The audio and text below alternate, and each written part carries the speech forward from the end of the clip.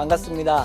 만나교회 김병윤 목사입니다. 저는 여러분들과 6주 동안 여호수아서에 있는 내용을 함께 나누고 있습니다. 지난주에는 여호수아서에 대한 개론과 첫 번째 명령을 살펴보았습니다. 여호수아서는 모세오경을 통해 이 세상을 창조하신 하나님께서 당신의 백성에게 하신 약속을 어떻게 이루어 주셨는지를 보여주는 성경입니다. 하나님께서는 이스라엘 백성들을 약탈자나 노략자로 부르신 것이 아니라 하나님의 백성에게 약속하신 기업을 이루어 주시기 위해서 이스라엘 백성을 부르셨습니다. 그래서 여호수아서의 구조는 굉장히 단순하죠. 땅을 정복하고요. 그 정복한 땅을 분배하고 그리고 그 모든 분배가 끝난 이후에 여호수아가 죽기 전에 고별 설교를 하는 것으로 여호수아서는 구성되어 있습니다. 그리고 지난주에 살펴본 첫 번째 명령은 담대하라 였습니다. 담대하게 맞서 싸우라는 것이 아니고요. 하나님이 함께 하신다는 말씀을 믿고 의지하라는 것입니다. 말씀에 온전히 순종하는 삶을 살 것을 명령하십니다. 자, 그러면 하나님께서는 많은 이스라엘 백성들 중에 왜 여호수아를 지도자로 부르셨을까? 첫 번째로 여호수아는 이미 전쟁의 승리를 경험한 적이 있습니다. 출애굽기 17장에서 이스라엘 백성은 아말렉과 전투를 벌이게 되고요. 모세의 기도를 힘입어서 여호수아와 이스라엘 백성은 승리하게 됩니다. 그 전쟁을 이끌었던 지도자가 여호수아였죠. 두 번째로 믿음의 고백을 했습니다. 12지파에서 한 명씩 정탐꾼을 세워서 가나안 땅을 보고 왔을 때 갈렙과 여호수아만이 믿음으로 고백을 하게 됩니다. 이 땅 하나님이 우리에게 주셨다. 세 번째로 여호수아는 우상 숭배에 참여하지를 않았습니다. 출애굽기 32장을 보면 시내산에 언약을 받으러 올라간 모세가 내려오지 않자 이스라엘 백성들은 아론에게 이야기를 합니다. 모세가 죽은 것 같습니다. 그러면서 아론에게 백성들은 요구하죠. 우리를 이곳으로 이끌어낸 신상을 만들어 달라고. 그래서 금송아지를 만들게 되고 이스라엘 백성들은 그 금송아지를 숭배하게 돼요.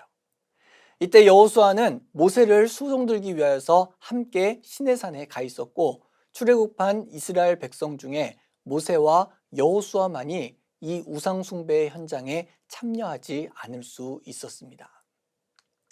그러한 이유로 하나님께서는 여호수아를 모세를 이은 지도자로 세우시게 됩니다. 그런데 재밌는 것은요, 여호수아 1장 1절이 이렇게 시작을 합니다. 여호와의 종 모세가 죽은 후에 여호와께서 모세의 수종자 눈의 아들 여호수아에게 말씀하여 이르시되. 자, 모세는 여호와의 종인데요. 여호수아는 모세의 수종자라고 성경은 소개합니다. 그런데요, 여호수아 후반부에 가게 되면은 이 여호수아의 호칭이 여호와의 종으로 바뀌게 됩니다. 하나님과 함께하는 시간을 통해서 여호수아도 조금씩 성장하게 되죠. 그리고 그와 함께하는 이스라엘의 믿음도 성장하게 됩니다. 오늘 저와 여러분이 함께 묵상하게 될 두 번째 명령은 이 여호수아와 이스라엘 백성들에게 명령하신 건너라라는 명령입니다. 여호수아 3장 1절에서 7절까지의 말씀을 제가 봉독해 드립니다. 또 여호수아가 아침에 일찍이 일어나서 그와 모든 이스라엘 자손들과 더불어 시딤에서 떠나 요단에 이르러 건너가기 전에 거기서 유숙하니라. 사흘 후에 관리들이 진중으로 두루 다니며 백성에게 명령하여 이르되 너희는 레위 사람 제사장들이 너희 하나님 여호와의 언약궤 매는 것을 보거든 너희가 있는 곳을 떠나 그 뒤를 따르라. 그러나 너희와 그 사이 거리가 2000 규빗쯤 되게 하고 그것에 가까이 하지는 말라. 그리하면 너희가 행할 길을 알리니 너희가 이전에 이 길을 지나보지 못하였음이니라 하니라. 여호수아가 또 백성에게 이르되 너희는 자신을 성결하게 하라. 여호와께서 내일 너희의 가운데 기이한 일들을 행하시리라. 여호수아가 또 제사장들에게 말하여 이르되 언약궤를 메고 백성에 앞서 건너라 하매 곧 언약궤를 메고 백성에 앞서 나아가니라. 여호와께서 여호수아에게 이르시되 내가 오늘부터 시작하여 너를 온 이스라엘의 목전에서 크게 하여 내가 모세와 함께 있었던 것 같이 너와 함께 있는 것을 그들이 알게 하리라. 아멘. 자, 이스라엘 백성들은 시딤에서 요단강까지 온 후에 바로 건너지 않고 거기서 유숙을 하게 됩니다. 이스라엘 백성들은 요단강가에서 이유도 모른 채 3일간 머물게 되죠. 그런데 참 놀라운 일은요, 이스라엘 백성 중에 어느 누구도 여호수아에게 왜 이렇게 있습니까? 라고 묻지 않습니다. 원망하지도 않고요, 불평하지도 않습니다. 사실 성경이 이야기하는 것은 무엇이냐면은 그 당시가 가장 물이 많이 흐르는 시기였다라는 것을 이야기하고 있습니다. 아마 이스라엘 백성들은 그 강을 바라보며 이렇게 생각했겠죠. 우리 힘으로는 도저히 건널 수 없겠구나. 그러면서 하나님의 계획을 기대하며 기다리는 시간을 가졌을 것입니다. 이스라엘 백성들이 광야의 시간들을 통하여서 얼마나 신앙이 성장했는가를 보여주고 있는 좋은 장면입니다. 우리도 가끔 삶을 살다 보면 참 너무나도 벽이 높고 사방으로 막혀 있다라는 것을 느낄 때가 많이 있습니다. 우리 힘으로 도저히 할 수 있는 것이 없고 무슨 일이든지 시도조차 하기 힘든 그러한 절망을 느끼는 순간이 찾아오게 됩니다. 그때 우리가 할 수 있는 것은 두 가지죠. 한 가지는 나의 힘으로 도저히 이 현실을 극복할 수 없다. 그러나 하나님은 할 수 있다라고 생각하면서 하나님을 기대하는 자세이고요. 또 하나는 도저히 나는 이것을 할 수 없다. 왜 나를 이런 상황에 몰아가실까라고 하며 하나님을 원망하는 자세가 있을 것입니다. 그런데 하나님께서는요, 하나님을 기대하며 기다리는 자에게 다리를 놓아주시고요, 건널 수 있게 하시며 문제를 해결해 주시는 분이라는 사실을 우리는 믿어야 합니다. 막막한 상황에서 이스라엘에게 하나님께서 명령하신 내용은 우리가 삶에서도 이러한 위기를 만나게 될 때 어떻게 극복해야 되는지를 잘 알려주고 있습니다. 하나님께서 지시하셨던 내용을 함께 살펴보도록 하겠습니다. 첫 번째, 하나님께서는 하나님의 언약궤를 따라 진행하라 라고 말씀하고 있습니다. 언약궤의 역할은 이렇게 한번 요약해 볼 수가 있습니다. 첫 번째로 길을 인도하는 역할을 하게 되고요. 두 번째로 대적들을 물리치기도 했습니다. 그리고 가장 중요한 세 번째의 역할은 하나님이 그들과 함께 한다는 증거가 되었습니다. 하나님께서는 이 언약궤를 철저하게 따라갈 것을 이야기하고 있습니다. 결국 이 명령은 모든 이스라엘 백성들이 하나님의 말씀을 앞세우고 말씀의 지배, 말씀의 인도하심을 받는 것이 중요하다는 사실을 우리에게 알려주고 있습니다. 우리가 이 세상을 살아가며 요단강과 같이 내 삶을 가로막는 장애물을 바라볼 때 혼자서 그 요단강을 헤엄쳐서 건너간다고 그 모든 문제가 해결되는 것은 아닙니다. 모든 이스라엘 백성이 하나님의 말씀을 앞세우고 행진했던 것과 같이 우리의 삶도 하나님의 말씀에 기초해야 합니다. 사람의 힘으로 이걸 어떻게 해야 되지? 라고 한탄하면서 사람의 힘으로 해결하려는 어리석음을 우리는 버려야 합니다. 교회에서 하나님의 말씀을 지속적으로 듣는 것, 바로 언약궤를 앞세우고 행진하는 것과 같습니다. 그렇게 하면 하나님이 마땅히 가야 할 길을 알려주시고요. 그 모든 문제를 해결할 수 있는 힘과 은혜를 허락해 주셔서 이 세상의 현실에 그리고 영적인 전쟁에 도전할 수 있게 되는 것입니다. 두 번째로 가나안 땅에 진격하는 그들의 신분을 기억하라는 것입니다. 하나님은 가나안 땅으로 진격할 때 군인이 아니라 제사장들을 앞서 행진하게 하십니다. 그 이유가 무엇일까요? 가나안 땅을 진격하는 이스라엘 백성들의 신분이 하나님이 세우신 제사장의 자격이기 때문입니다. 즉 이스라엘 백성들이 가나안 땅을 진격하는 것은 단순히 땅이나 곡식을 빼앗으려고 들어가는 것이 아닙니다. 그 땅에서 죄를 몰아내기 위해서 그들은 그 땅을 향해 행진하는 것입니다. 하나님께서는 이스라엘 백성들을 부르셨을 때 세상에 대하여, 작게는 가나안 땅에 대해 하나님께서 세우신 제사장의 역할을 감당해야 하는 사람들이었기 때문입니다. 우리가 다시 이 세상의 현실로 들어가려는 목적이 무엇인지 우리는 분명히 알 필요가 있습니다. 우리가 이 세상에 들어가서 영적인 치열한 전쟁을 하는 이유는요, 예수님이 우리를 이 땅에 소금이요 빛이라고 말씀하셨기 때문입니다. 돈이나 많이 벌 욕심으로 요단강을 건너가려고 해서는 안 됩니다. 옛날에 성취하지 못했던 야망이나 명성을 되찾기 위해서 그 강을 건너려고 해서도 안 됩니다. 우리가 이 강을 건너는 목적은 오로지 하나님의 종으로 쓰임받기 위해서 그 강을 건너야 합니다. 우리의 야망도 없어지고 우리의 욕심도 없어지고 오로지 하나님의 뜻을 이루어드리기 위해서 우리는 이 요단강을 건너는 것입니다. 그래서 우리는 이 세상의 죄에 대하여 아닌 것은 아니라고 분명하게 말할 수 있어야 합니다. 세상적인 성공을 위해서 우상을 숭배하자고 하나님을 멀리하자고 할 때 우리는 제사장으로서 그런 죄는 안 된다고 분명하게 말해야 합니다. 우리가 어떤 신분으로 이 요단강을 건너고 있는지 절대로 잊어서는 안 됩니다. 세 번째로 거룩함에 대한 존중을 보여야 한다라고 말씀하십니다. 하나님은 언약궤에서 조금 떨어져 행진해야 한다라고 말씀하고 있습니다. 4절 말씀에 보면 2000규빗 정도 떨어져서 가라라고 말씀하시는데 이 2000규빗이면 약 1km 정도 되는 거리를 의미하고 있습니다. 만약 이스라엘 백성들이 언약궤에 가까이 붙어서 가게 되면 언약궤가 이스라엘 백성을 인도하는 것이 아니라 이스라엘 백성들이 언약궤를 끌고 가거나 혹은 앞질러 가면서 방향을 잃고 이리저리 흩어질 수도 있습니다. 그래서 하나님께서는 이스라엘 백성에게 절대로 언약궤를 앞지르지 말고 오히려 2000규빗 정도의 거리를 두고 뒤에서 따르면 갈 길을 알게 될 것이다 라고 말씀하십니다. 광야에서는 구름 기둥과 불 기둥이 이스라엘 백성들을 인도했는데 이제는 언약궤가 그들을 인도하게 된 것입니다. 그런데 이 언약궤는 사람, 즉 제사장이 어깨에 메고 가는 것이기 때문에 사람의 판단이 개입될 수밖에 없습니다. 다시 말해 우리가 하나님의 말씀을 묵상하는 가운데 스스로 하나님의 뜻이라고 생각되는 길을 선택하는 것을 의미합니다. 그래서 조심해야 할 것은 아무리 하나님의 뜻이라고 확신한다 하더라도 여유를 가지고 따라가는 것이 필요하다는 것입니다. 왜냐하면 우리의 생각은 얼마든지 잘못 판단할 수 있기 때문입니다.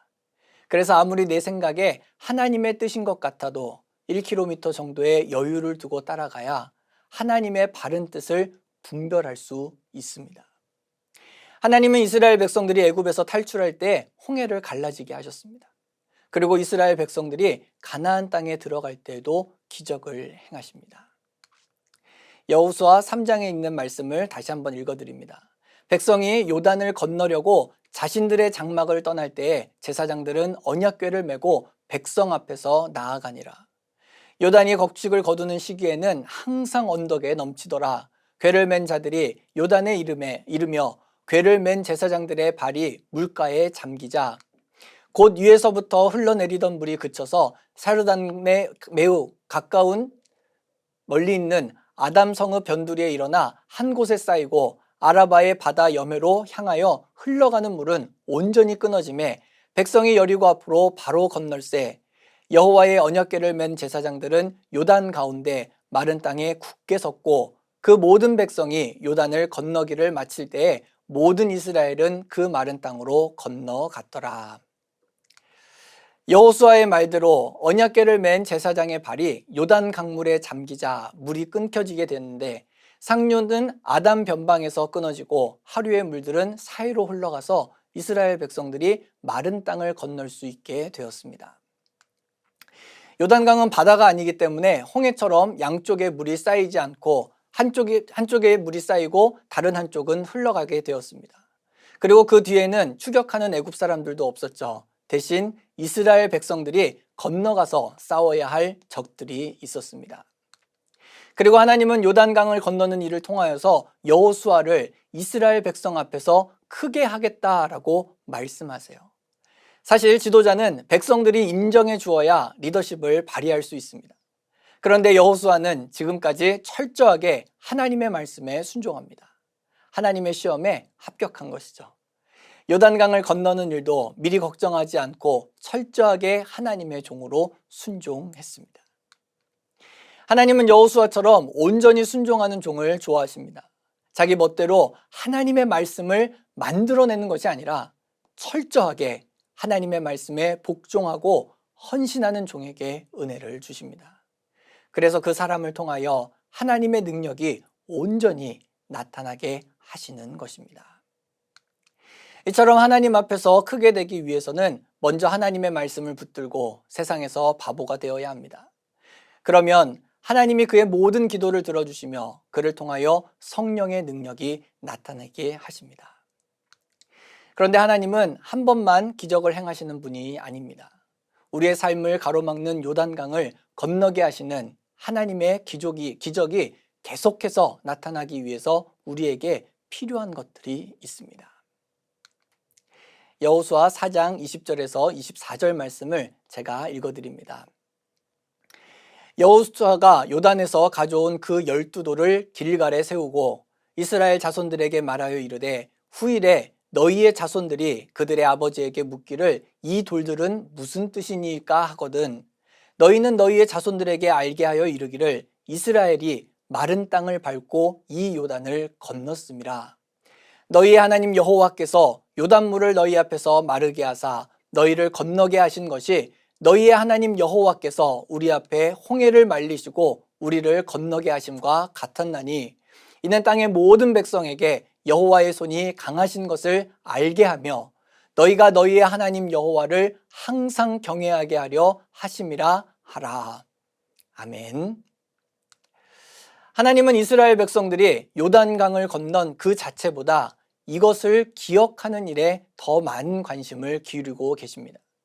왜냐하면 인간들은 어떤 한 가지 일을 해결하고 난 후에 그 다음에 해야 할 일 때문에 쫓겨서 하나님이 주시는 은혜를 다 잊고 정신없이 살아가기 때문입니다. 그래서 하나님은 여호수아에게 이스라엘 각 지파에서 12사람의 대표를 뽑아 제사장이 서 있는 곳에서 돌을 한 개씩 취해 요단강을 건너 그 밤에 머물 곳에 세우라고 말씀하십니다. 12돌들을 세우는 의미를 이렇게 정리해 볼 수 있습니다. 첫 번째는 하나님의 이적을 보여주는 역사적인 증거가 되고요. 두 번째로 이 12돌은 후대에 전승할 신앙 교육의 자료가 됩니다. 마지막 세 번째로 이스라엘 자손에게 영원히 기념하기 위해 12개의 돌을 세운다라고 정리해 볼 수 있습니다. 자, 중요한 것은요, 이 일의 원리를 꼭 기억해야 된다는 겁니다. 하나님께서는 마치 연출자처럼 우리가 놀라운 인생을 살 수 있도록 계획하십니다. 그러므로 우리는 하나님의 연출 계획에 따라서 순종하여 살기만 하면 됩니다. 우리는 하나님이 주시지 않는 복을 받을 수 없어요. 따라서 하나님의 뜻을 살펴서 하라고 하시면 하고 하지 말라고 하시면 하지 않으면 됩니다. 사실 오늘 우리가 하나님의 말씀을 붙들고 이 시대를 살아가는 것 그 자체가 하나님의 연출이 시작된 셈입니다. 이스라엘 백성들이 이렇게 요단강까지 와 있다는 사실 자체가 이미 하나님께서 그들에게 복 주시고 그들에게 이 땅을 주시겠다는 증거예요. 이제 그들이 해야 될 일은 무엇이냐? 하나님의 지시에 따라서 움직이기만 하면 된다는 것입니다. 그런데 여러분들도 잘 알다시피 하나님의 말씀에 순종하는 일이 간단한 일이 아니에요. 우리가 하나님이 원하시는 뜻에 정확하게 살면 요단강이 갈라지는 것 같은 기적을 경험하게 되지만 그 말씀 그대로 순종하며 산다는 것이 참 쉽지 않다는 것입니다. 24절 말씀을 보니까 하나님은 이 땅의 모든 백성이 하나님의 능력을 알게 될 것이다 라고 말씀하시죠. 실제로 이 능력을 보고 라합은 하나님의 구원을 기대하게 되고요. 하나님의 은혜를 실제로 누리게 됩니다. 과거에 하나님이 우리에게 주신 은혜는 우리 영혼의 큰 재산이 됩니다. 과거에 주신 은혜를 많이 기억하면 할수록 현재 닥치는 어려움을 믿음으로 이길 수 있고 더 담대하게 하나님 앞으로 나아갈 수 있습니다. 만약 우리가 과거에 하나님이 주신 은혜를 다 잊어버리고 있다면 우리는 영적인 가난뱅이가 될 수밖에 없습니다. 그리고 모든 영적인 위기에서 쓰러지고 말 것입니다. 그때는 좋았는데, 그때는 행복했는데, 하나님께서는 그렇게 추억을 위한 것이 아니라 다시 우리의 삶에 새로운 기적의 역사를 세우시기 위하여서 신앙의 기념비를 세운다는 사실을 우리는 기억해야 합니다. 여러 해 전에 어떤 성도님과 이런 상담을 한 적이 있습니다. 너무 어려운 시간들을 보내고 있는데 그 이유를 모르겠다는 겁니다. 솔직히 저도 모르죠. 그 이유는 하나님만 알고 계십니다. 그런데 제가 그 성도님께 이런 말씀을 드렸습니다. 성도님, 신앙생활 하시면서 하나님의 은혜를 경험하셨던 좋은 기억들이 많이 있으시죠? 네, 목사님 참 많이 있어요. 그러면 이제 그 신앙의 기념비들을 따라가 보세요. 하나님께서 어떻게 나와 우리 가정에 그 기적의 역사를 일으키셨는지 그때를 다시 한 번 더 떠올리시면서 그 길을 다시 한번 가보세요. 지금 광야와 같은 시간을 보내고 있고 요단강이 가로막고 있는 것 같은 시간을 보내고 있을 때 내 삶에 역사하셨던 하나님을 기억하며 어떻게 하나님께서 일하셨는지를 우리가 떠올려야 한다는 것입니다. 그렇게 내가 그때는 하나님의 말씀에 온전히 순종했는데 인생의 장애물 가운데서 잠잠히 하나님을 기대하며 기다렸는데 그 신앙의 모습들을 떠올리며 다시 한 번 더 기적의 역사를 써내려갈 수 있어야 된다는 것입니다. 하나님이 백성에게 주신 하나님의 중요한 약속이 있습니다. 그것은 무엇이냐? 어려울 때 하나님을 의지하고 부르짖으면 하나님이 절대 그 백성을 잊어버리지 않고 돌보신다는 것입니다. 그 하나님께 나아가야 합니다. 하나님은 하나님의 능력을 믿는 자에게 역사하세요. 그리고 하나님의 신실하신 사랑을 신뢰하는 자를 하나님께서는 축복하십니다. 우리를 가로막는 요단강은 우리의 삶의 장애물이 아니에요. 건너라 말씀하시는 그 말씀에 불순종하는 우리의 믿음이 장애물입니다. 하나님께서는 지금 그 약속의 땅을 향한 마지막 장애물 요단강을 건너라 라고 우리에게 말씀하고 계십니다. 광야와 같은 시간들을 보내고 있는 분들, 그리고 힘들고 안타까운 시간들을 보내고 있는 분들, 신앙의 슬럼프 가운데 있는 그런 분들, 이 모든 분들이 건너라 라는 하나님의 말씀에 믿음으로 반응하시기 바랍니다. 그리고 이번 한 주간 하나님 안에서 또 다른 새로운 신앙의 기념비를 세워갈 수 있는 여러분 모두가 되시길 주님의 이름으로 축복합니다.